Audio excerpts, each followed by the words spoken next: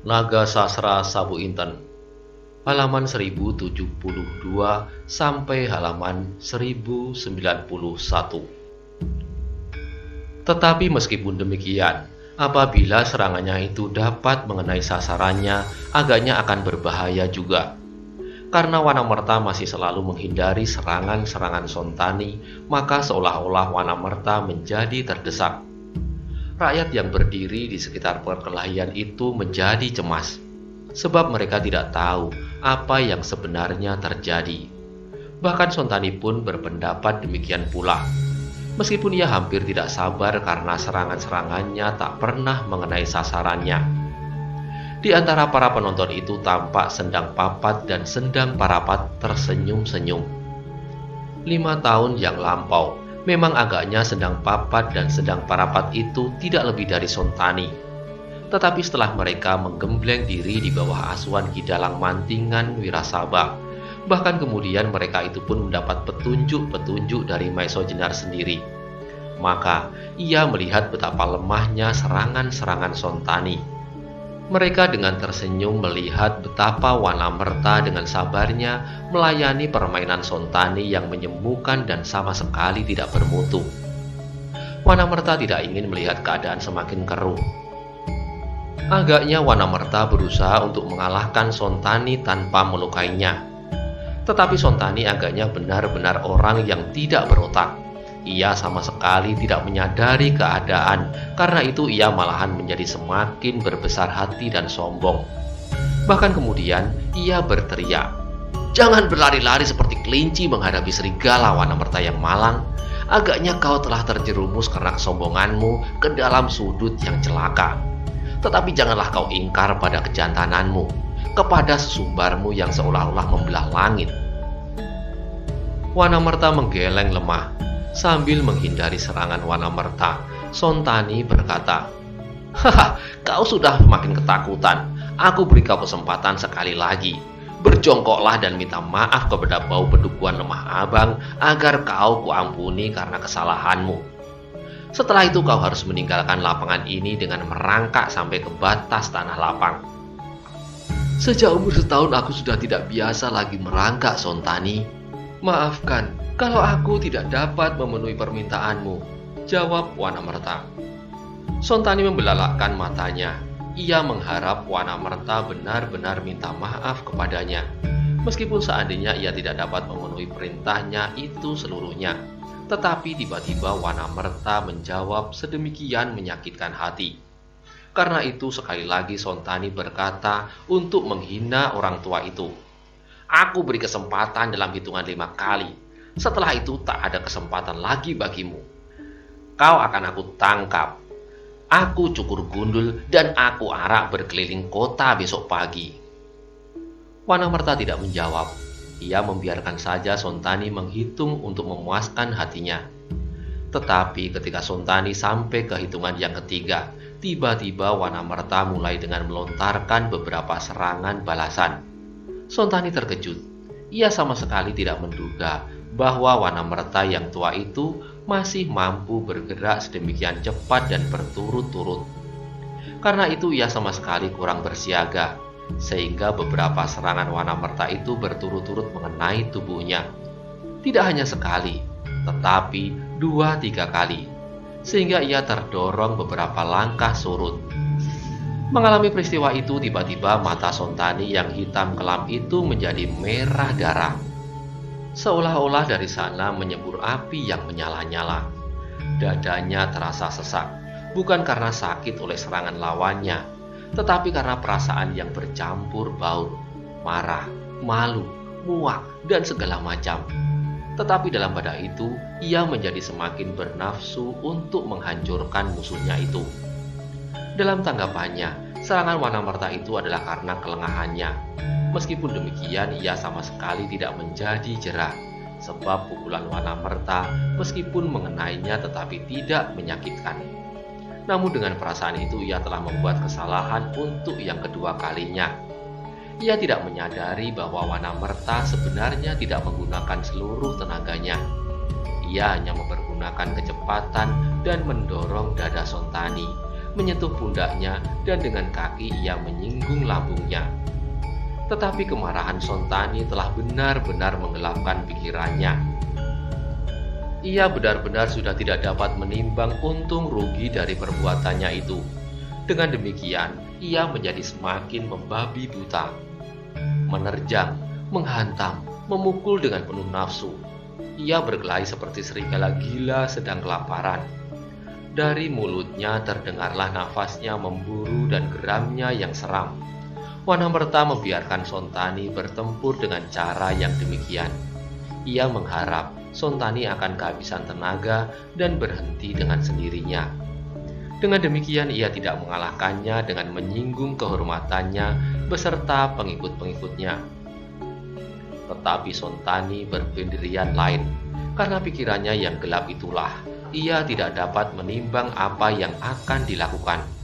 Apakah akibat yang bakal timbul, dan apakah itu akan menimbulkan korban ataukah tidak. Ketika ia merasa bahwa tenaganya sudah mulai berkurang karena peluh yang sudah membasahi tubuhnya, seperti orang mandi, ia menjadi tidak bersabar lagi. Ia ingin dengan segera menangkap dan menghinakan lawannya di hadapan umum. Sedangkan Wanamerta benar-benar licin seperti belut. Sebenarnya heranlah Sontani bahwa orang setua itu masih mampu menghindarkan diri dari serangan-serangannya yang mengalir seperti banjir. Tetapi bagi Wanamerta, Sendang Papat dan Parapat, gerakan-gerakan itu sama sekali tidak seperti banjir sungai yang paling kecil sekalipun. Gerakan-gerakan itu tidak lebih dari gerakan-gerakan yang hanya dikendalikan oleh nafsu dan kesombongan. Kepercayaan yang berlebih-lebihan terhadap diri sendiri, sehingga tidak mampu lagi untuk melihat kenyataan. Perasaan yang demikian itulah yang mendorong seseorang ke dalam sudut kekalahan. Sebab kesombongan dan sikap menghina lawan adalah unsur utama dari kekalahan itu sendiri. Demikian juga Sontani. Ia merasa dirinya berlebihan. Tetapi sekali waktu, ia mengalami peristiwa yang ia takut mengakuinya. Ia takut berpikir bahwa sebenarnya Wanamerta adalah lawan yang tak dapat dikalahkan. Oleh karena itu, oleh perasaan yang bercampur baur itulah, kemudian ia menjadi bermata gelap. Dengan penuh kemarahan ia berteriak nyaring, "Hei Wanamerta, bertempurlah dengan laku seorang jantan. Jangan hanya mampu berlari dan menghindar. Bertahanlah dan marilah kita sama-sama mengangkat dada." Guman Wanamerta. Di dalam hati ia mulai menyesali sikap Sontani yang keras kepala itu. Tetapi ia masih menyabarkan diri. Ketika beberapa saat kemudian Wanamerta masih belum menjawab, sekali lagi Sontani berteriak, "Hai kelinci betina, bertempurlah dengan dada tengadah. Jangan lari berputar-putar seperti ayam disembelih. Kalau kau takut mati dalam pertempuran ini, bertobatlah dan mintalah ampun." Wanamerta menggeleng lemah, tetapi ia tetap menunggu sampai Sontani kehabisan tenaga. Karena itu perlahan-lahan ia menjawab, "Kau belum sampai ke hitungan yang kelima, Sontani." Alangkah sakitnya hati Sontani. Ia sendiri sudah lupa pada hitungan itu karena serangan Wanamerta yang tiba-tiba. Sekarang dari lawannya itu, ia mendapat peringatan akan kelalaiannya. Karena itu ia menjadi bertambah marah. Dan tiba-tiba terjadilah apa yang dicemaskan oleh Wanamerta, apa yang sejak semula dihindari, sehingga ia lebih senang menghindari serangan Sontani itu terus-menerus tanpa menjatuhkannya. Dengan penuh kemarahan, Sontani berteriak, "Hai orang-orang lemah abang yang setia, tangkap kelinci tua ini." Perintah itu benar-benar menggetarkan hati Wanamerta. Bukan karena ia takut seandainya ia terpaksa melawan seluruh pengikut Sontani, bahkan seandainya ia terpaksa mati karenanya. Tetapi dengan menggerakkan pengikutnya, Sontani harus menghadapi akibat yang barangkali tak pernah dipikirkan. Karena itu Wanamerta mencoba mencegahnya. Dengan nyaring ia berteriak, "Tunggulah Sontani." Sontani benar-benar telah kesurupan setan. Ia tidak mendengar seruan itu. Bahkan beberapa orang pengikutnya yang mendengarnya menganggap bahwa Wanamerta telah menjadi ketakutan. Dengan demikian mereka semakin bernafsu dan berloncatan maju. mendesak orang-orang yang berdiri di sekitarnya. Bahkan beberapa orang mereka dorong jatuh tanpa peringatan apapun. Gelang raksasa yang terdiri dari manusia yang berjejal-jejal itu tampak bergerak-gerak. Beberapa orang masih belum sadar apa yang akan terjadi. Baru ketika beberapa orang berloncatan memasuki arena, tahulah mereka bahwa Sontani benar-benar dengan pengikutnya akan menangkap Wanamerta itu beramai-ramai. Itulah permulaan dari bencana yang menimpa diri Sontani. Sebab orang-orang yang telah terbuka hatinya melihat kebenaran keadilan tidak rela Wanamerta menjadi makanan pesta dari orang-orang yang hanya dapat menghitung kebenaran dari kepentingan mereka sendiri. Karena itulah, maka mereka pun serentak tanpa perintah dari siapapun bergerak melawan orang-orang Sontani. Sehingga di lapangan terbuka itu terjadilah semacam perang kecil-kecilan antara para pengikut Sontani melawan orang-orang baju biru yang lain. Sedang Papat, Sendang Parapat, dan beberapa orang kawannya telah berdiri di sekitar Wanamerta. Mereka harus menjaga keselamatan orang tua itu.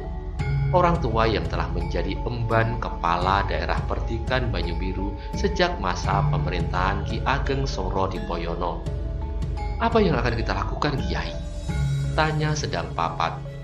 Wanamerta tegak seperti patung, mulutnya komat kamit, namun belum terdengar ia berkata. Tetapi dari matanya telah terlontar betapa ia menyesal melihat hal ini terjadi. Tawuran antara rakyat dan rakyat yang sebenarnya sama-sama menanti masa depan yang lebih menyenangkan. Sontani sendiri tiba-tiba didorong oleh hiruk-pikuk menjauhi Wanamerta. Dengan penuh kemarahan ia berkelahi, namun lawannya terlalu banyak. Karena itu ia terpaksa mundur dan mundur. Demikian pula agaknya para pengikutnya. Mereka ternyata korban lawan. Lawan yang dengan penuh kemarahan melawan mereka. Bagaimanapun kuatnya Sontani dan bagaimanapun para pengikutnya berkelahi membabi buta, namun akhirnya mereka terpaksa mengalami perlakuan yang sama sekali tidak mereka harapkan. Demikian pula Sontani. Meskipun ia telah berkelahi mati-matian, namun akhirnya ia tidak berhasil melepaskan diri dari tangan orang-orang yang semula dianggapnya tak akan menghalangi tindakannya. Beberapa orang menangkapnya dan memegangi tangan serta kakinya. Beberapa orang mencoba memukulnya pada bagian tubuhnya sekenanya. Sontani meronta-ronta sejadi-jadinya. Tetapi tangan orang-orang itu terlalu keras dan ia tidak mampu melepaskan diri dari mereka yang tidak terkendali lagi itu. Wanamerta melihat bahaya itu. Bagaimanapun juga ia tak menghendaki adanya korban. Karena itu ia hampir tak terdengar dari sela-sela bibirnya yang bergetar, ia berkata, "Sendang, selamatkanlah Sontani itu." Sendang Papat dan Sendang Parapat adalah orang muda yang selama ini ikut merasakan betapa tekanan-tekanan yang telah dialami oleh orang-orang Banyu Biru dari orang-orang semacam Sontani itu. Di hadapan hidungnya ia melihat Sontani telah berusaha untuk menghina Wanamerta, sesepuh tanah Pertikan ini. Karena itu, ketika ia mendengar perintah Wanamerta, mereka menjadi heran dan ragu, sehingga Wanamerta terpaksa mengulangi, "Sendang, suaranya perlahan-lahan. Selamatkan Sontani." Sendang Papat dan Sendang Parapat sadar dari keraguan-raguannya.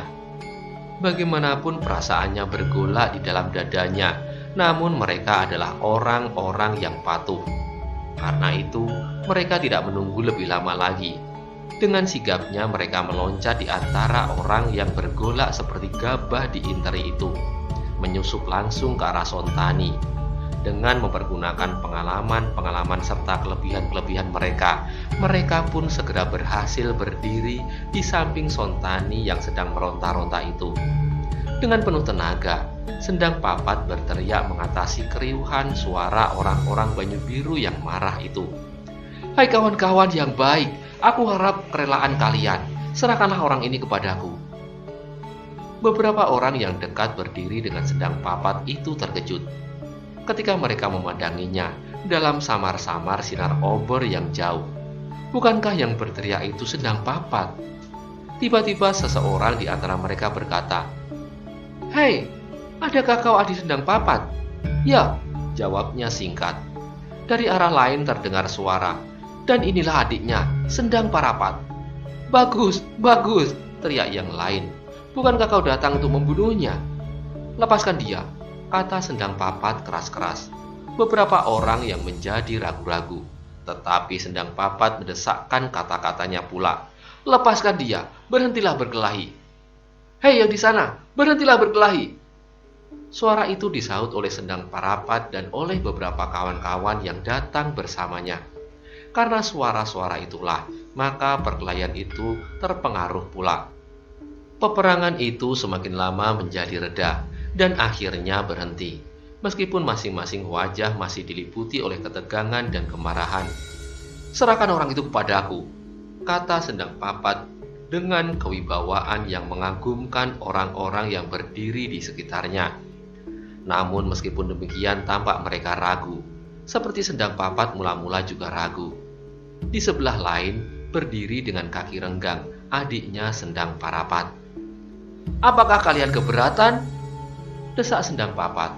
Matanya beredar berkeliling, memandang wajah-wajah yang penuh mengandung pertanyaan. Sedang Sontani berdiri di hadapan Sendang Papat tidak pula kalah herannya. Ia tahu benar bahwa Sendang Papat adalah salah seorang yang dikejar-kejarnya selama ini, seperti juga Bantaran, Panjawi, Jaladri, dan yang lain-lainnya lagi. Tiba-tiba dari antara mereka yang berdiri berkeliling itu terdengar suara pertanyaan. "Akan kau apakan dia, Sendang Papat?" Sendang Papat berdiri untuk sesaat bingung mendengar pertanyaan itu. Tetapi kemudian ia menjawab, "Serahkanlah kepada kebijaksanaan Kiai Wanamerta." "Apa yang akan dilakukan?" bertanya yang lain. "Ia tahu apa yang akan dilakukan," jawab Sendang Papat. Keadaan menjadi sepi namun penuh keraguan. Masing-masing mencoba mengangan-angankan apakah kira-kira yang akan dilakukan oleh Wanamerta. Tetapi sepi itu tiba-tiba dipecahkan oleh suatu peristiwa yang tak terduga-duga, yang merusak suasana yang hampir baik kembali itu. Tiba-tiba dari sela-sela orang yang mengerumuni yang pucat lesu itu, meloncatlah seseorang yang dengan serta-merta menyerang Sendang Parapat. Sebuah tusukan yang kuat mengenai lambung kirinya, sehingga terdengar ia mengadu. Tetapi Sendang Parapat adalah seorang yang terlatih. Karena itu, sedemikian ia merasakan sebuah tusukan mengenai dirinya.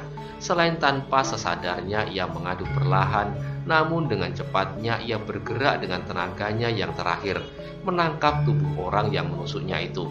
Sehingga ketika orang itu akan melarikan diri, tubuh Sendang Parapat yang lemah terseret beberapa langkah.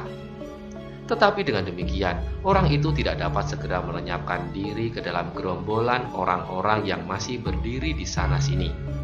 Ia terpaksa berhenti mendorong Sendang Parapat untuk melepaskan pegangannya yang seolah-olah terkunci. Dalam saat itulah, Sendang Papat memandangi kejadian itu dengan mata terbelalak. Tusukan yang mengenai adiknya pada saat ia sedang melindungi Sontani yang dibencinya adalah serasa tusukan pada dadanya yang ditutupinya rapat-rapat. Kini seolah-olah tersiram minyak. Seperti kawah gunung berapi yang tak menemukan jalan, tiba-tiba meledaklah kemarahan Sendang Papat. Ia sempat melihat adiknya berputar cepat sekali dan menangkap pergelangan tangan orang yang menusuknya. Ia melihat tubuh adiknya yang telah lemah itu terseret beberapa langkah. Maka ia sendiri kemudian seperti tatit meloncat beberapa langkah ke arah orang yang mendorong adiknya untuk melepaskan pegangannya. Demikian Sendang Parapat terlepas dan tubuhnya terbanting di tanah. Demikian Sendang Papat sampai kepada orang itu. Wajah Sendang Papat tiba-tiba berubah, seolah-olah di dalam tersembunyi malaikat pencabut nyawa. Dengan tidak berkata sepatah kata pun, ia menyerang orang yang menusuk adiknya itu. Orang itu pun agaknya sadar pula, karena itu ia pun segera melawan serangan itu. Sendang Papat benar-benar marah, tenaganya menjadi seakan-akan berlipat-lipat. Seperti badai yang tak tertahankan lagi, ia menerkam orang yang menusuk lambung adiknya. Betapa orang itu mencoba melawannya, tetapi ternyata Sendang Papat bukanlah lawannya. Karena itu, ia terdorong surut beberapa langkah, yang kemudian disusul sebuah pukulan dengan tenaga tergenggam pada dagunya. Pukulan itu demikian kerasnya, sehingga orang itu seolah-olah terangkat beberapa jengkal dan terlempar ke belakang, untuk kemudian dengan kerasnya pula terbanting ke tanah. Sendang Papat sendiri mata gelap. Ia tidak ingat lagi kata Wanamerta. Ia tidak ingat lagi pesan Maiso Jenar dan pemimpin-pemimpin yang lain. Yang teringat hanyalah seorang dengan licik dan curang telah menusuk adiknya. Seperti seekor harimau yang meloncat ke atas tubuh orang itu dan dengan sekuat tenaga, seperti hujan yang tercurah dari langit, ia menghantam bertubi-tubi wajah orang itu. Terdengarlah orang itu berteriak ngeri. Tetapi juga teriakan itu seolah-olah tak terdengar oleh Sendang Papat yang sedang marah. Orang-orang yang berdiri di sekitar tempat itu justru menjadi terdiam seperti patung. Dengan mata terbelalak pula mereka menyaksikan kejadian itu. Kejadian yang berlangsung sedemikian cepat. Sehingga apa yang mereka ketahui kemudian adalah Sendang Papat yang marah itu duduk di atas tubuh lawannya yang terlentang di tanah sambil memukulnya habis-habisan untuk mencurahkan kemarahannya yang meluap-luap. Tetapi kawan-kawan orang itu ternyata tidak tinggal diam. Ketika mereka melihat kawannya tak mampu lagi untuk bergerak, mereka pun kemudian mencoba untuk melepaskannya. Ternyata mereka adalah pengikut-pengikut Sontani. Beberapa orang bersama-sama dengan mempergunakan senjata-senjata tajam yang kecil, semacam pisau-pisau runcing, menyerang Sendang Papat. Sendang Papat betapapun marahnya, namun naluri keprajuritannya segera memperingatkannya akan bahaya yang mengancam itu. Namun justru karena itulah dengan tangkasnya ia berdiri, menarik bagian dada baju orang yang menusuk adiknya itu sehingga berdiri dan dengan segenap tenaga yang ada, Sendang Papat memukul orang itu dengan tangan kanannya ke arah perutnya. Terdengarlah suara seperti tersumbat di kerongkongan. Tubuhnya terbungkuk dan terhuyung-huyung akan jatuh menelungkup.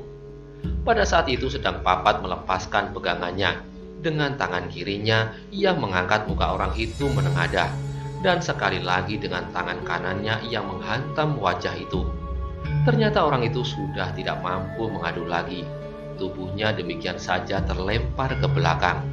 Dan sekali lagi ia terbanting ke tanah. Pada saat itu beberapa orang telah berada di sekeliling Sendang Papat dengan pisau-pisau di tangan. Tetapi Sendang Papat adalah seorang yang terlatih menghadapi bahaya.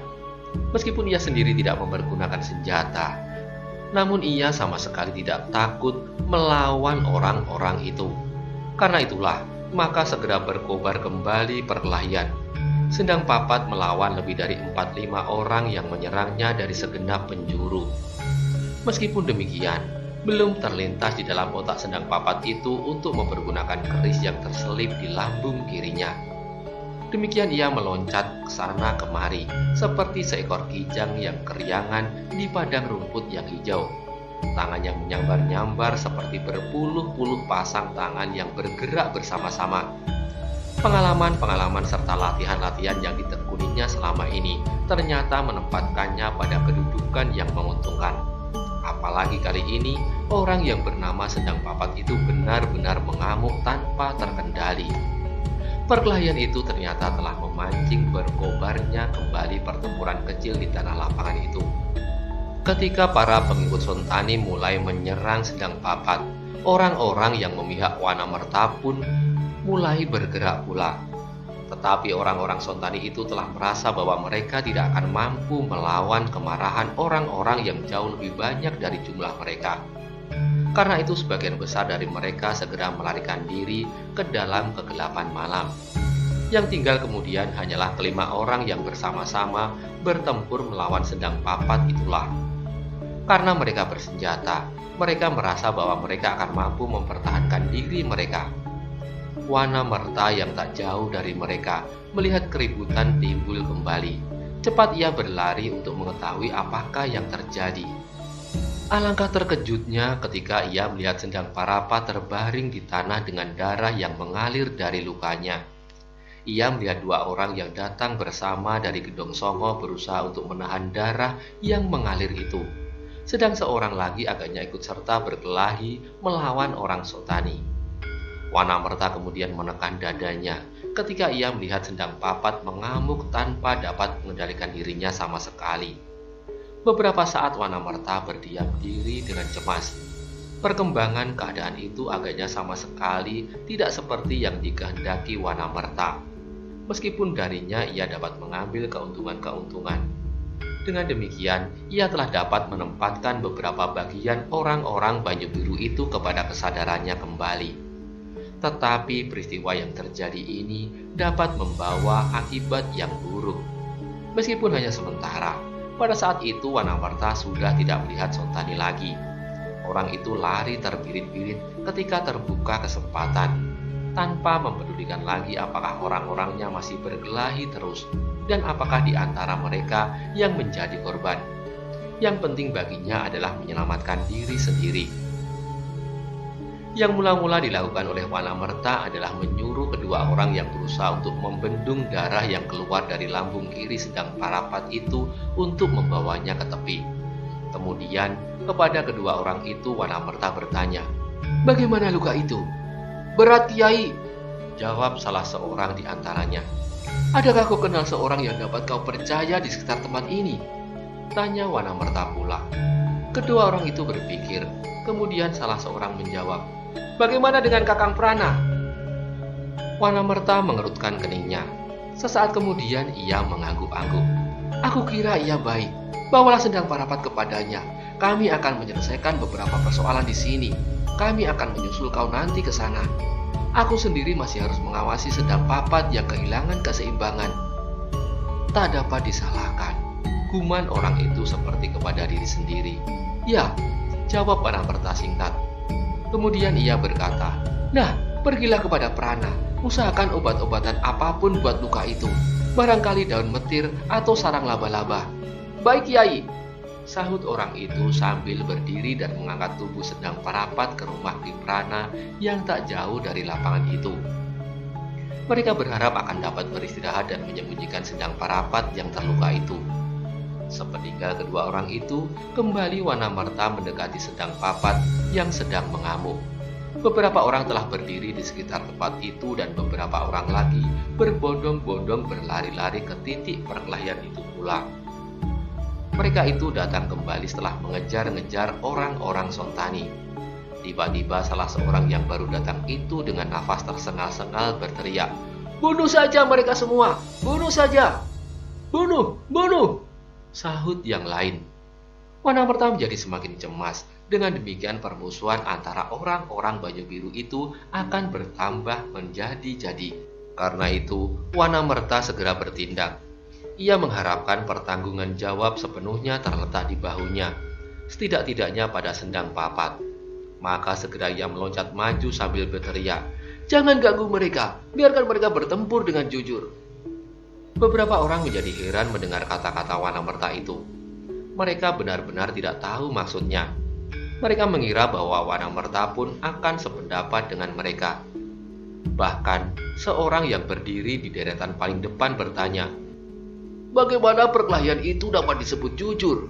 Adi Sendang Papat hanya seorang diri tanpa senjata, harus melawan 5 orang bersenjata." Wanamerta melangkah maju semakin dekat. Ia tidak melihat kesulitan pada Sendang Papat.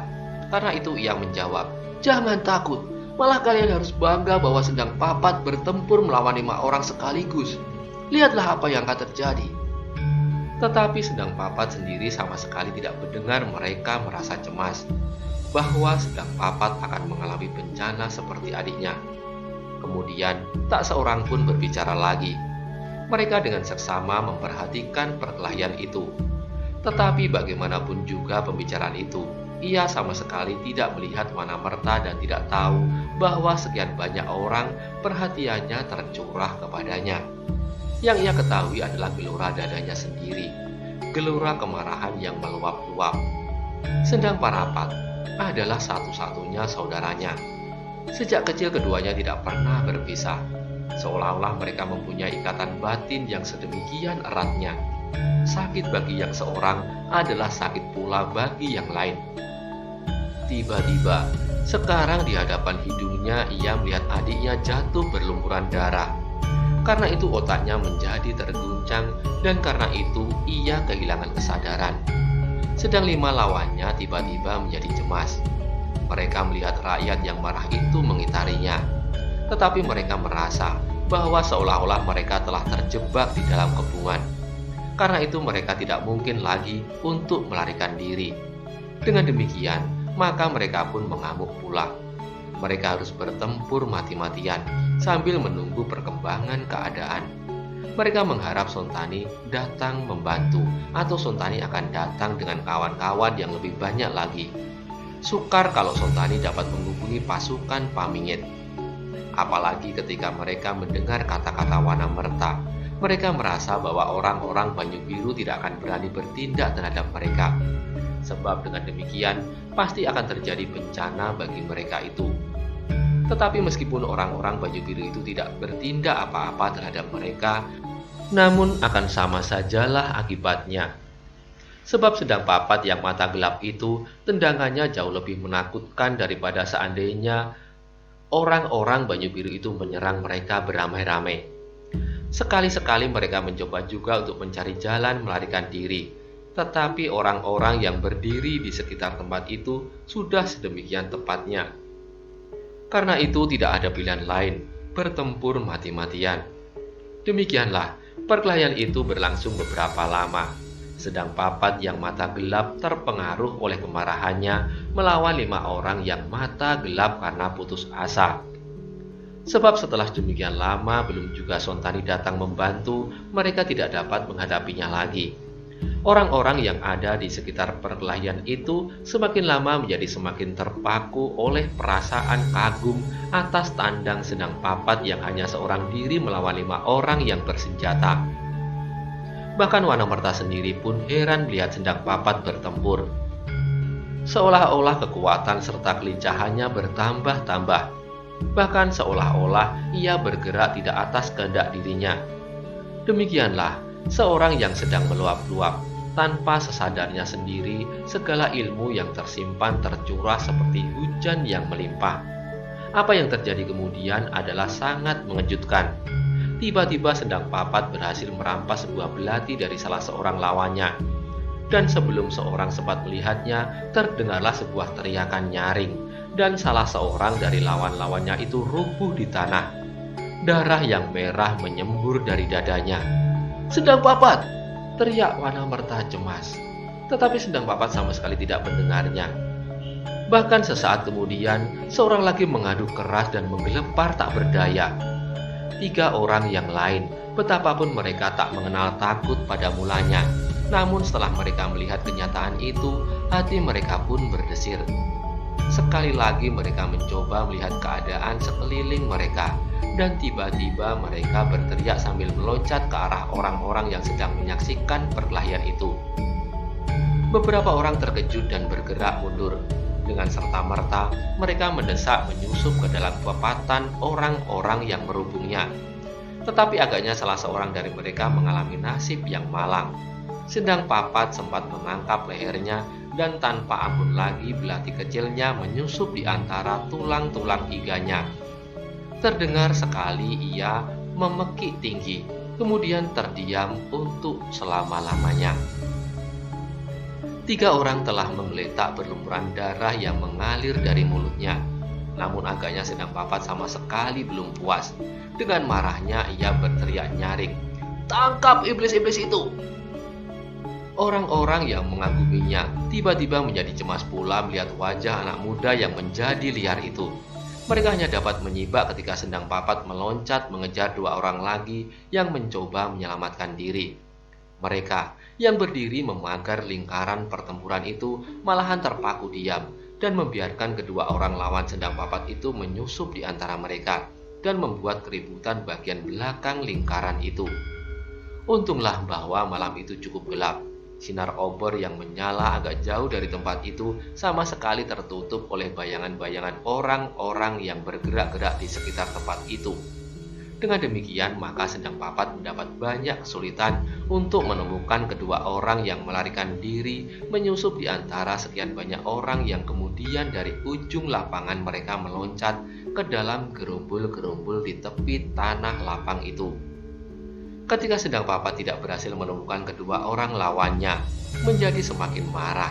Seperti orang yang hilang ingatan, ia berteriak, "Hai orang-orang Banyu Biru, di mana kedua orang gila itu? Kenapa kalian hanya diam menonton seperti menonton tayub? Hai, di mana? Di mana?" Tak seorang pun menjawab. Sendang Papat dengan liar memandang ke segenap arah.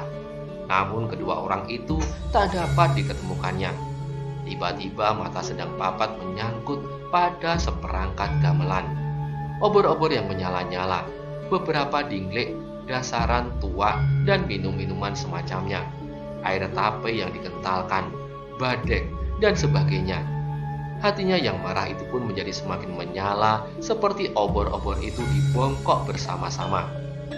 Gamelan yang seperangkat itu merupakan salah satu sumber kemunduran akhlak di Banyu Biru, merupakan salah satu sebab rakyat Banyu Biru kehilangan gairah pada perjuangannya.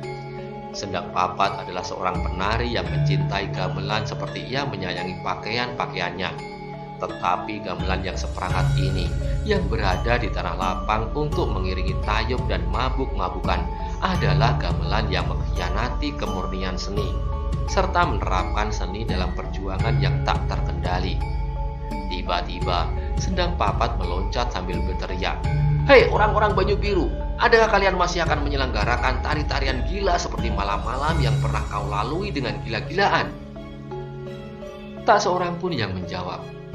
"Dengar," teriak Sendang Papat, "aku akan membakar gamelan yang telah menghantarkan kalian pada keadaan yang cemar ini. Kalau kalian keberatan, lawan aku. Tetapi kalau kalian sependapat, ikutlah aku." Juga tak seorang pun menjawabnya. Karena itu tiba-tiba dengan sigapnya Sendang Papat berlari ke arah gamelan yang dibencinya itu. Dengan tangkasnya pula tangannya menyambar sebuah obor di tangan kiri dan satu obor lagi di tangan kanan. Dilemparkannya kedua obor itu ke tengah-tengah jajaran gamelan itu. Tidak hanya 2 obor, tetapi 3, 4, dan lampu-lampu minyak itu, dingklik-dingklik itu disepak-sepaknya. Kemudian bahkan orang-orang yang melihat perbuatannya itu menjadi terpengaruh pula. Dengan serta mereka pun tiba-tiba sambil berteriak-teriak mencabut segala obor yang berada di tanah lapang itu dan dilemparkan bersama-sama ke arah seperangkat gamelan itu. "Bakar saja! Bakar saja!" teriak mereka bersama-sama. Obor-obor itu pun kemudian menyala berkobar-kobar. Minyak yang berada di dalam bumbung pun kemudian tumpah ruah dan membasahi gamelan-gamelan itu. Karena itulah, maka sesaat kemudian api pun menyala-nyala dengan garangnya, seolah-olah hendak menyentuh langit. Lidah api yang dihembus angin perlahan-lahan bergoyang-goyang seperti penari-penari yang menari-nari dengan riangnya di atas gamelan yang sedikit demi sedikit hangus dimakannya. Tanah lapang itu kemudian menjadi terang benderang. Beberapa orang berusaha menyelamatkan dagangan-dagangan mereka. Tua, minum-minuman biasa, makanan dan apa saja di atas dasaran mereka. Tetapi api mengamuk demikian hebatnya. Dinglek-dinglek warung-warung kacang itu pun dalam sekejap telah lenyap dalam pelukan penari maut yang menari-nari dengan iringan lagu derak berderaknya gamelan dan bambu-bambu yang terbakar. Orang-orang Banyu Biru itu seperti kelompok orang-orang yang kehilangan akal dan kesadaran. Mereka menghancurkan apa saja yang dapat mereka pegang di tanah lapang itu. Kembali Wanamerta menekan dadanya. Keadaan berkembang sedemikian cepatnya, tetapi ia tidak dapat menyalahkan Sendang Papat, sebab telah jatuh korban di pihaknya karena kelicikan lawannya. Yang dipikirkan kemudian, bagaimana tanggapan Maiso Jenar atas kejadian ini? Kejadian yang terang tidak dikehendakinya. Tetapi kalau Maiso Jenar mengalami sendiri peristiwa-peristiwa ini, maka ia pun akan dapat mengerti. Api semakin lama semakin tinggi, menggapai-gapai di udara. Asap yang hitam membubung tinggi ke langit. Melihat api serta asap itu, Wanamerta dapat memperhitungkan keadaan. Mau tidak mau, cahaya merah yang mewarnai kehitaman malam itu pasti akan dapat dilihat oleh orang-orang Lembu Soro. Karena itulah, maka mereka pasti akan datang, dan dengan demikian keadaan akan bertambah buruk. Karena itu, selagi masih ada kesempatan, Wanamerta ingin mencoba menghindarkan orang-orang Banyu Biru dari bentrokan-bentrokan yang lebih besar. Dengan demikian, ia menyusup di antara orang banyak yang seperti anak-anak bermain api mendekati Sendang Papat. Ketika ia sudah berada di belakang anak muda itu, ia menggapitnya. Sendang Papat menoleh ke arahnya. Matanya masih merah diwarnai kemarahan yang meluap-luap. Wanamerta beragu sejenak, tetapi akhirnya ia berkata, "Sendang, hentikan permainan ini." Sendang Papat memandang wajah Wanamerta dengan kecewa. Bantahnya, "Aku harus membunuh semua orang yang telah bersetuju untuk membunuh adikku." "Baiklah Sendang, aku akan membantumu. Tetapi tidak sekarang dan tidak dalam kesempatan ini," jawab Wanamerta lunak. "Kenapa aku dapat melakukannya? Mereka sudah mulai sekarang," bantah Sendang Papat. "Bukan sekarang Sendang, bahkan telah lama. Dan selama ini kami masih mencari-cari jalan untuk menyelesaikan masalah kita dengan orang-orang yang telah keblinger itu." Wanamerta mencoba memberikan penjelasan. "Aku tidak sabar lagi. Adikku telah dibunuh, dan masih adakah orang yang akan berusaha menyalahkan aku?" Sahut Sendang Papat. "Tidak Sendang, tidak. Kau tidak bersalah. Kau berusaha membela adikmu, yang hanya merupakan salah seorang dari mereka yang menjadi korban peristiwa-peristiwa semacam ini. Tetapi ketahuilah bagaimana sekiranya Lembu Soro datang ke tanah lapang ini," bertanya Wanamerta.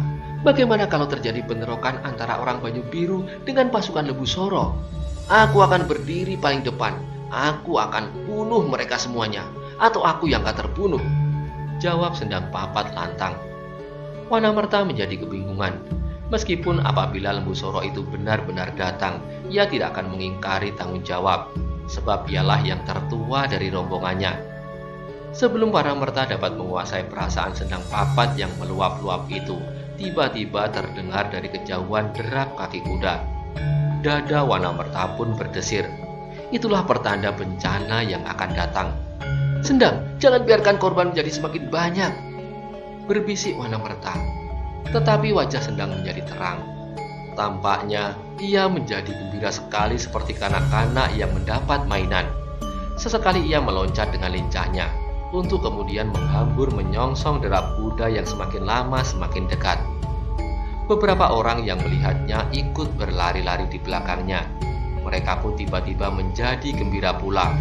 Dari dalam gelap, di balik tikungan jalan, muncullah beberapa orang berkuda. Mereka adalah orang Lembu Soro dari Pamingit. Wajah mereka tampak betapa garangnya. Cahaya api yang kemerahan itu membuat kesan yang seram pada rombongan berkuda itu. Pimpinan rombongan itu segera melihat api yang menyala-nyala. Mereka pun kemudian melihat orang-orang yang seolah-olah mengamuk. Segera kemarahan menjalar di dada mereka. Apalagi ketika mereka melihat beberapa orang menyongsong kedatangan mereka dengan senjata pemukul, bambu, dan kayu dan apa saja yang mereka ketemukan. Pemimpin laskar itu segera memberikan perintah dan bertebaranlah orang yang berkuda itu ke segenap penjuru. Mereka memacu kuda mereka tanpa memperhitungkan banyak orang di lapangan itu. Beberapa orang terdorong jatuh dan bahkan ada di antaranya yang terlanggar dan terbanting di tanah. Beberapa orang berteriak-teriak mengancam dan mengumpat-umpat. Sendang Papat menjadi kecewa ketika rombongan itu terpencar-pencar seperti orang kesurupan dan menginjak-injak yang ada di jalannya. Melihat sikap itu, Sendang Papat menjadi semakin marah. Bahkan Wanamerta pun menjadi marah pula. Ia tidak pernah membayangkan demikian orang Pamingit memperlakukan orang Banyu Biru itu. Dianggapnya sapi gembalaan yang dapat digiringnya dengan pecut dan tongkat pemukul. Tetapi bagaimanapun kepalanya masih tetap dingin. Berbeda dengan Sendang Papat yang diikuti segenap orang yang berada di tanah lapang itu. Mereka pun segera memberikan perlawanan. Orang banyak itu pun mengamuk sejadi-jadinya. Tetapi apa yang dapat mereka lakukan tidak banyak. Mereka adalah orang yang tidak begitu banyak mendapat didikan keprajuritan. Dengan demikian, perlawanan mereka pun tidak banyak berarti. Hanya Sendang Papatlah yang mampu menghadapi bahaya yang mengancam dirinya. Ketika seekor kuda berlari dengan kencangnya menerjangnya, dengan segala kekuatan ia mendesak orang itu di sekitarnya untuk menghindar. Namun demikian kuda itu lewat di sampingnya, demikian ia meloncat ke atas punggungnya. Sekali gerak, tangannya telah membenamkan kerisnya ke punggung orang itu yang kemudian terbanting jatuh. Dengan kuda itulah Sendang Papat melawan orang Pamingit. Tetapi Sendang Papat seorang diri itu pun tak banyak yang dapat dilakukan. Wanamerta kemudian tidak mengingkari tanggung jawabnya. Ia berusaha untuk mengurangi tekanan orang Pamingit itu. Namun akhirnya satu demi satu jatuhlah korban. Sedang keributan di tanah lapang itu pun semakin menjadi-jadi pula. Akhirnya Wanamerta menganggap bahwa bentrokan itu harus segera diakhiri. Ia tidak mau melihat orang kecil menjadi korban. Karena itu segera Wanamerta berteriak, "Hindarkan diri, hei orang-orang baju biru, hindarkan diri kalian!" Sekali dua kali suara Wanamerta itu tenggelam saja dalam gemuruhnya teriakan rakyat yang semakin marah serta teriakan orang Pamingit yang memaki-maki. Tetapi ia tidak putus asa. Diulanginya lagi kata-katanya sekali dua kali. Kemudian terdengar ia berteriak keras, "Hei orang-orang baju biru yang setia, jangan terlalu bodoh melawan orang berkuda itu. Tinggalkan mereka, hindarkan diri kalian dari injakan kuda-kuda itu." Beberapa orang mendengar teriakan Wanamerta. Mereka mulai berpikir, apakah mereka akan dapat melawan orang berkuda itu? Sedangkan di hadapan mereka, korban jatuh bertambah lagi. Apalagi orang Pamingit yang juga menjadi gila itu menghunus pedang mereka. Meskipun demikian, Sendang Papat bertempur seperti burung sikatan. Ia menyambar dengan lincahnya di atas kudanya. Ketika Wanamerta berteriak sekali lagi, suaranya mulai mendapat perhatian. Meskipun beberapa orang yang meluap-luap perasaannya seolah-olah tidak akan meninggalkan tanah lapang itu meskipun seandainya mereka harus terbunuh. Tetapi terdengar Wanamerta berkata, "Hei, hindarkan diri kalian, jangan mati tanpa arti. Tenaga kalian masih sangat diperlukan oleh tanah kelahiran ini. Tetapi nanti dalam kesempatan yang lebih baik, di mana kalian membawa senjata di tangan kalian." Demikianlah, kemudian orang Banyu Biru itu sadar akan keadaan yang tidak berimbang. Karena itulah mereka mengikuti nasihat Wanamerta yang selalu diulang-ulang. Beberapa orang meloncat dan berlari meninggalkan lapangan itu. Kuda orang Pamingit itu pun menjadi liar pula. Mereka berlari-lari mengelilingi lapangan seperti serigala lapar. Di atas punggung mereka itu pun duduk orang gila yang liar seperti beruang alasan. Orang berada di lapangan semakin berkurang jua. Satu-satu mereka mencoba menghindarkan diri mereka dengan janji di dalam dada, apabila datang saatnya, maka akan mereka serahkan jiwa raga mereka sebagai tebusan atas kekhilafan mereka selama ini. Tetapi kali ini mereka tidak akan mati tanpa arti. Beberapa orang berkuda mencoba mengejar mereka, namun mereka itu pun segera meloncati pagar batu dan menyusup pagar bambu, tenggelam dalam gerumbul yang gelap. Sendang Papat masih saja bertempur terus. Ia sama sekali tidak memperhitungkan lagi keadaan yang dihadapinya. Ia tidak mau melihat kenyataan bahwa akhirnya ia harus bertempur seorang diri. Demikianlah, kemudian 3 orang berkuda bersama-sama menyerangnya. Sendang Papat memang tangkas, tetapi ia tidak dapat melawan ketiga-tiganya sekaligus. Ia mencoba untuk berputar kudanya, menghindar ke samping, tetapi kuda lawannya itu akan melanggarnya.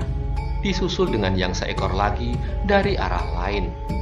Sendang Papat segera menarik kekang kudanya, sehingga kuda itu terhenti. Seekor kuda lawannya berlari terus ke depan, tetapi seekor lagi benar-benar membenturnya. Tekanan itu ternyata terlalu berat bagi Sendang Papat, sehingga ia pun kemudian terlempar dari punggung kudanya bersama-sama dengan penunggang kuda yang membenturnya. Keduanya jatuh bergulingan dan berusaha bangkit kembali. Demikian mereka berdiri, demikian mereka bertempur kembali. Tetapi dalam pada itu, kawan-kawannya pun telah siap pula untuk membantu.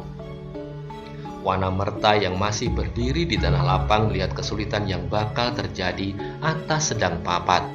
Ia tidak mau mengorbankannya. Adiknya telah terluka berat sehingga ia harus berusaha supaya kakaknya dapat diselamatkan. Tetapi lawan terlalu banyak. Untuk sesaat Wanamerta berbimbang hati. Ia menyesal bahwa Sedang Papat telah kehilangan kejernihan pikirannya sehingga seolah-olah ia akan membunuh diri. Tetapi ia tidak mempunyai banyak waktu. Bagaimanapun yang terjadi, ia harus membantu anak itu. Karena itulah dengan secepat ia dapat, meloncatlah orang itu ke arah Sedang Papat untuk membantunya. Ketika seekor kuda menyambarnya, Sedang Papat masih sempat mengelakkan dirinya, bahkan ia masih dapat menyerang lawannya yang berdiri di atas tanah. Dengan demikian, Wanamerta masih dapat menyapanya sebelum ia digilas oleh kaki kuda orang Pamingit. Yang mula-mula diucapkan Wanamerta adalah, "Sendam!" Suaranya perlahan sekali. "Adikmu mencarimu." "Hei!" Sedang Papat terkejut. "Prapat?" "Iya," jawab Wanamerta. Sementara itu ia harus turut melawan lawan Sedang Papat. Sementara itu seekor kuda sekali lagi menyambar mereka. Dengan ikat kepala yang diuraikan, Wanamerta berhasil menakuti kuda itu sehingga kuda itu meronta dan melonjak tinggi. Kesempatan itu tidak dilewatkan oleh Sedang Papat. Dengan sigapnya ia meloncat dan sekali lagi kerisnya membenam di tubuh orang itu. "Naiklah Kiai!" teriaknya. Tetapi Wanamerta tidak sempat naik. Orang yang semula berkelahi melawan Sedang Papat menyerangnya. Ketika sebuah pedang menyambar lehernya, Wanamerta berjongkok merendahkan dirinya. Kemudian dengan kakinya ia menghantam lambung orang itu. Demikian kerasnya sehingga orang itu terlempar. Malanglah baginya ketika saat itu dua ekor kuda bersama-sama berlari mendekati titik perkelahian. Kedua orang itu sudah siap untuk menusuk tubuh Wanamerta dari dua arah. Tiba-tiba seseorang terlempar ke depan mereka. Terdengarlah jerit ngeri. Tubuh itu pun dengan dahsyatnya terinjak oleh kaki-kaki kuda yang sedang berlari kencang. Wanamerta hanya melihat peristiwa itu sebentar saja. Ia pun segera berlari, meloncat ke atas punggung kuda yang semula dipakai oleh Sedang Papat. Kuda itu yang masih berdiri di tengah lapangan menjadi terkejut dan berlari melingkar-lingkar. Untunglah Wanamerta segera dapat menguasainya. Dalam pada itu Sedang Papat sudah bimbang. Kalau semula ia sudah berketetapan hati untuk mati dengan membawa bela sebanyak-banyaknya, kini ia terpaksa berpikir kembali. Adakah Parapat masih hidup? Pikirnya. Tiba-tiba Sedang Papat ingin mendapat penjelasan tentang adiknya. Karena itu Sedang Papat segera mendekatkan diri kepada Wanamerta sambil bertanya, "Adakah Kiai tadi berkata tentang Parapat?" Mata Wanamerta tidak terlepas dari para penunggang kuda yang telah siap menerjang mereka. Meskipun demikian, ia menjawab, "Iya." "Bagaimana dengan anak itu?" Sedang Papat minta penjelasan. "Ia mengharap kedatanganmu. Mudah-mudahan ia masih tertolong." Wanamerta mencoba untuk memancing anak itu meninggalkan tanah lapang yang terkutuk ini. Sementara itu, ia melihat beberapa orang lain yang semula mengejar-ngejar orang Banyu Biru telah memasuki tanah lapang kembali. Bahkan mereka pun segera bersiap pula untuk menyerang. Wanamerta melihat bahaya yang bertambah-tambah. Sementara itu, harapannya mulai timbul kembali. Mudah-mudahan Sedang Papat bersedia meninggalkan tanah lapang ini untuk melihat adiknya. "Tak cukup banyak waktu, Sendang," kata Wanamerta pula. "Adikmu cepat-cepat harus mendapat bantuan." "Di manakah ia sekarang?" tanya Sedang Papat. "Ia disembunyikan di rumah Ki Prana," jawab Wanamerta. Sedang Papat merenung sejenak. Di hadapan orang-orang Pamingit memacu kudanya ke arah mereka berdua. "Mereka datang, Kiai," kata Sedang Papat. Wanamerta telah melihat mereka pula. Segera ia menarik kekang kudanya memutar sekali, lalu berlari ke samping. "Pikirkan adikmu itu," katanya sebelum kudanya berlari. Sedang Papat tidak sempat menjawab. Seekor kuda lawan menyerangnya dengan cepatnya. Ketika sebuah pedang menyambarnya, dengan cepatnya ia melekatkan tubuhnya pada punggung kudanya. Hatinya berdesir ketika Sendang Papat merasakan angin sambaran pedang menghembus tengkuknya. Hampir saja, desisnya. Karena itu Sendang Papat merasa bahwa lebih baik melawan orang-orang Pamingit itu dengan pedang pula. Karena itu, cepat-cepat ia meloncat turun memungut pedang dari seorang yang telah tak berdaya untuk bangkit kembali. Dengan pedang itulah, kemudian ia melawan setiap penyerangnya dengan kekuatan yang berimbang. Tetapi orang-orang Pamingit itu pun bertambah-tambah pula. Sendang Papat melihat Wanamerta yang tua itu pun dapat bergerak mengagumkan. Di tangannya tiba-tiba saja telah tergenggam sebuah telempak, tombak bertangkai pendek. Agaknya ia pun merasa perlu untuk memegang sebuah senjata yang tidak terlalu pendek dalam pertempuran berkuda. Namun, meskipun demikian di dalam hati Sendang Papat mulailah timbul keraguan. Ia terpengaruh benar oleh kata-kata Wanamerta tentang adiknya. Karena itu, selagi ia sempat ia mendorong kudanya ke arah Wanamerta dan dengan suara yang parau dan perlahan-lahan ia berkata, "Apakah lebih baik meninggalkan lapangan ini, Kiai? Demikianlah, untuk keselamatan adikmu, ia membutuhkan perawatan," jawab Wanamerta. "Baiklah," jawab Sendang Papat. Tetapi sementara itu, Wanamerta memandang sekelilingnya dengan alis yang berkerut-kerut. Ia melihat perubahan pada tata perkelahian lawannya. Wanamerta tidak lagi melihat mereka bersiap untuk menyerang satu demi satu, atau berdua atau bertiga sekalipun. Yang dilihatnya adalah orang-orang Pamingit itu mulai membuat sebuah gelang mengelilingi mereka berdua. "Setan!" desis Sendang Papat. "Mereka mengepung kita," sahut Wanamerta. Sendang Papat memutar kudanya untuk melihat keadaan di sekelilingnya. Ia melihat 10, bahkan lebih dari itu, orang-orang berkuda di sekelilingnya. Sedang di tengah lapang itu, ia melihat beberapa ekor kuda tak berpenumpang. 2-3 orang Pamingit terbaring di antara beberapa orang Banyu Biru yang terluka dan bahkan ada yang terbunuh di tanah lapang itu. Suatu kekacauan yang mengerikan. Tetapi sementara itu, Wanamerta dan Sendang Papat harus berpikir tentang diri mereka.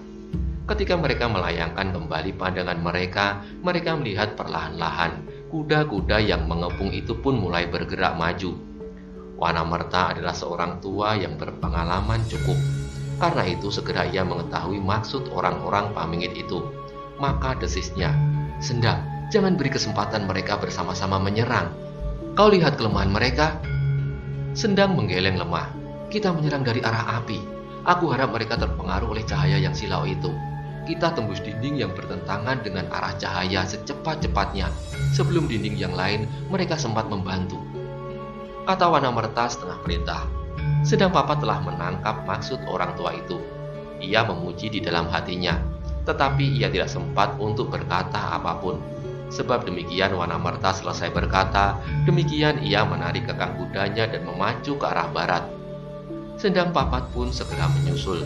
Pedangnya berkilau-kilau kemerah-merahan oleh cahaya api yang sudah mulai berkurang. Namun cahayanya masih cukup besar untuk menerangi seluruh tanah lapang itu. Orang-orang Pamingit itu terkejut melihat kesigapan Wanamerta dan Sendang Papat. Meskipun mereka sudah mengira bahwa kedua orang itu tidak akan mau menyerah begitu saja, namun serangan mereka berdua yang tiba-tiba telah menyebabkan mereka kehilangan waktu beberapa saat untuk menilai gerakan itu. Demikianlah, Wanamerta telah mencapai dinding kepungan itu dengan membelakangi api yang menyala-nyala. Setiap garis-garis yang tergores pada tubuh orang Pamingit itu, setiap gerakannya dapat diketahuinya. Sebaliknya orang itu hanya melihat bayangan hitam seperti terbang menerkamnya. Mereka tidak dapat melihat dengan jelas gerakan-gerakan apakah yang sudah dilakukan oleh dua hantu yang seakan-akan meloncat dari tengah-tengah itu. Karena itu, mereka menjadi gugup. Tetapi sesaat kemudian, kawan-kawan mereka pun menjadi sadar. Mereka akhirnya mengetahui juga bahwa Wanamerta telah mengambil keuntungan dari cahaya api yang silau itu. Dengan demikian, segera mereka pun bergerak maju mengejarnya. Ternyata perhitungan Wanamerta adalah tepat. Ia dapat mencapai dinding kepungan sebelum lawan-lawan mereka yang lain sempat membantu. Dengan telapaknya Wanamerta menyerang orang yang menghadang di hadapannya. Meskipun kemudian orang di kanan kirinya merapat, namun cahaya yang silau telah membuat untung Wanamerta dan Sendang Papat. Perkelahian yang terjadi kemudian tidak berlangsung lama. Mereka tidak dapat menahan kedua orang itu untuk menerobos kepungan mereka. Dengan demikian, akhirnya Wanamerta berhasil keluar dari lingkaran maut itu bersama-sama dengan Sendang Papat. Tetapi Wanamerta kemudian tidak mau disilaukan oleh api yang memberinya keuntungan apabila ia harus melawan pengejarnya. Karena itu, segera ia membelokkan arah kudanya ke kanan. Tetapi orang-orang Pamingit itu telah mendapatkan kesadaran mereka. Sebagian dari mereka segera menyusul dan sebagian lagi memotong jalan. Tetapi Wanamerta dan Sendang Papat telah melepaskan diri dari kepungan. Mereka dapat menghadapi lawan mereka dari satu arah. Meskipun demikian, lawan mereka terlalu banyak. Sehingga kemudian ternyata bahwa Wanamerta dan Sendang Papat pun terdesak. Menghadapi keadaan yang demikian, kedua orang Banyu Biru yang gemblengan itu malahan telah membulatkan tekad untuk melawan sampai kesempatan terakhir. Dalam pada itu, ketika mereka sedang berkelahi mati-matian, tiba-tiba terdengarlah suara-suara anak muda tertawa, disusul oleh sebuah aba dari antara mereka. "Ayo, kita mulai!" Yang berada di tanah lapang itu kemudian dikejutkan oleh munculnya 4 ekor kuda dari sudut tanah lapang itu. Kemudian, seekor lagi ditunggangi oleh seorang anak muda yang tampan, bertubuh tegap, dan berdada bidang. Agaknya anak muda yang terakhir itulah yang telah mengucapkan aba-aba. Sedang keempat anak muda yang lain itu pun langsung menerjunkan diri ke kancah pertempuran. "Ayolah Kiai!" teriak salah seorang di antaranya. "Aku berada di pihak Kiai dan Paman Sendang Papat." Wanamerta heran melihat kedatangan mereka. Demikian juga Sendang Papat. Wanamerta adalah orang Banyu Biru sejak pangrantunan, tetapi terhadap anak-anak muda itu ia belum begitu mengenal. Sedang mula-mula Sendang Papat pun agak ragu siapakah yang telah datang tepat pada saatnya membantu mereka berdua. Tetapi Wanamerta dan Sendang Papat belum sempat bertanya tentang mereka. Pertempuran itu menjadi kian sengit. Keempat anak muda itu pun berkelahi dengan tekad yang menyala-nyala. Dengan demikian, pekerjaan Sendang Papat dan Wanamerta menjadi berkurang. Lawan-lawan mereka setidak-tidaknya telah berkurang dengan 4 orang yang harus melayani keempat anak muda yang bertempur dengan tenaga yang penuh. Namun, agaknya keempat anak muda itu masih kurang pengalaman, sehingga meskipun mereka bertempur mati-matian, tetapi ternyata bahwa mereka tidak lebih dari setiap orang dari Laskar Pamingit itu. Bersambung ke halaman 1092.